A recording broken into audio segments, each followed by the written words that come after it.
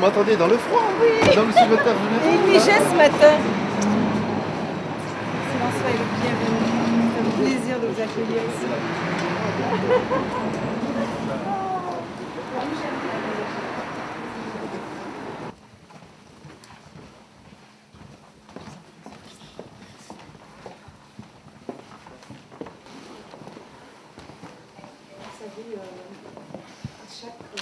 Chaque fois que je reçois des dignitaires, des chefs d'État, chefs de gouvernement, et je sais que ce mois-ci, les audiences ont été nombreuses, c'est l'occasion aussi pour nous. Oui.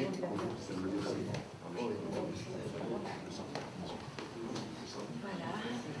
On se dit jusqu'à la prochaine fois, Monsieur le Président, avec grand plaisir. S'il vous plaît.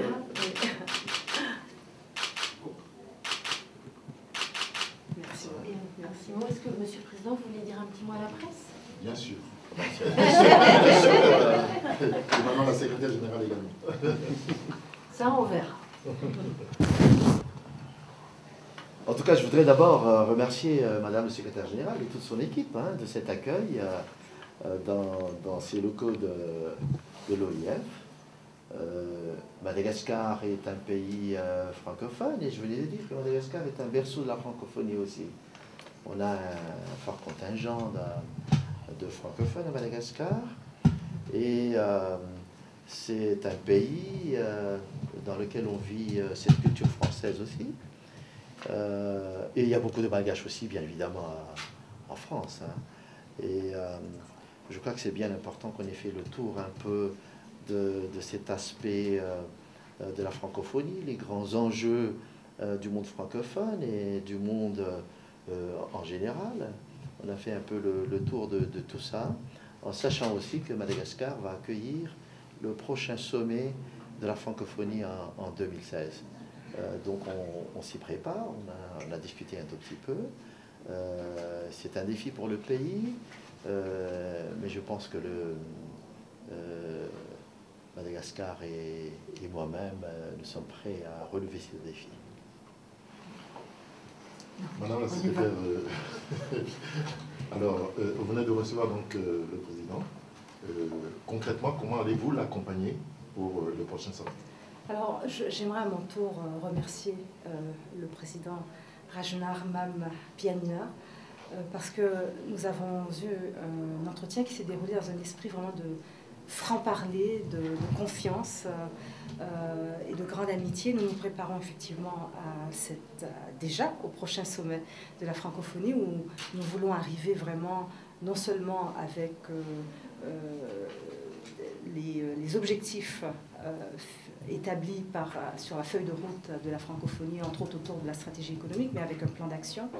Et Monsieur le Président est un économiste lui-même, donc nous avons regardé au plus près les aspirations de Madagascar en termes de développement économique. Et dès à présent, la discussion s'engage entre nous pour voir comment nous allons effectivement pouvoir, par notre plan d'action, répondre en quelque sorte également aux objectifs de croissance économique, de croissance nationale d'un pays comme Madagascar. Et je suis ravie de voir aussi que voilà, Madagascar est revenu au sein de la francophonie, avec tout un processus engagé aussi pour la réconciliation nationale, pour une concorde nationale. Et ça, c'est vraiment très, très encourageant. Et je vous remercie, Monsieur le Président, d'avoir pris le temps d'en discuter avec nous. Merci beaucoup. Merci. Merci beaucoup. Oui.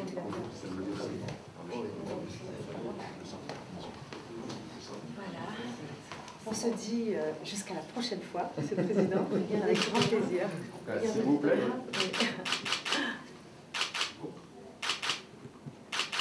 Merci. Merci. Moi, est-ce que, Monsieur le Président, vous voulez dire un petit mot à la presse? Bien sûr. Bien sûr. Et maintenant, la secrétaire générale également. Ça, on verra. En tout cas, je voudrais d'abord remercier Madame le secrétaire général et toute son équipe de cet accueil dans ces locaux de l'OIF.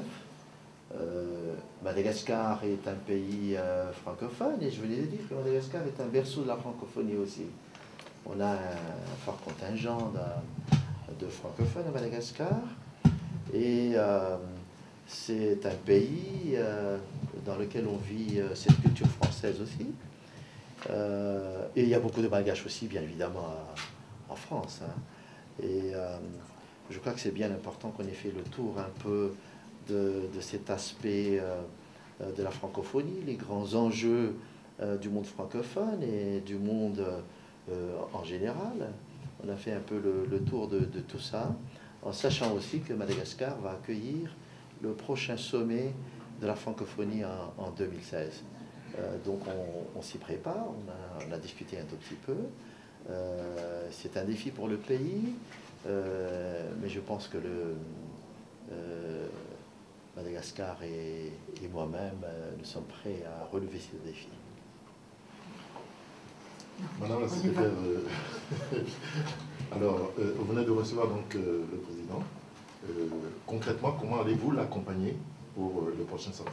Alors, j'aimerais à mon tour remercier le président Rajnar Mam-Pianina parce que nous avons eu un entretien qui s'est déroulé dans un esprit vraiment de franc-parler, de confiance et de grande amitié. Nous nous préparons effectivement déjà au prochain sommet de la francophonie où nous voulons arriver vraiment non seulement avec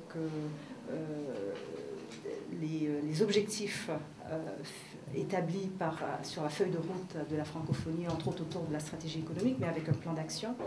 Et Monsieur le Président est un économiste lui-même, donc nous avons regardé au plus près les aspirations de Madagascar en termes de développement économique. Et dès à présent, la discussion s'engage entre nous pour voir comment nous allons effectivement pouvoir, par notre plan d'action, répondre en quelque sorte également aux objectifs de croissance économique, de croissance nationale d'un pays comme Madagascar. Et je suis ravie de voir aussi que voilà, Madagascar est revenu au sein de la francophonie, avec tout un processus engagé aussi pour la réconciliation nationale, pour une concorde nationale. Et ça, c'est vraiment très, très encourageant. Et je vous remercie, Monsieur le Président, d'avoir pris le temps d'en discuter avec nous. Merci beaucoup. Merci. Merci beaucoup.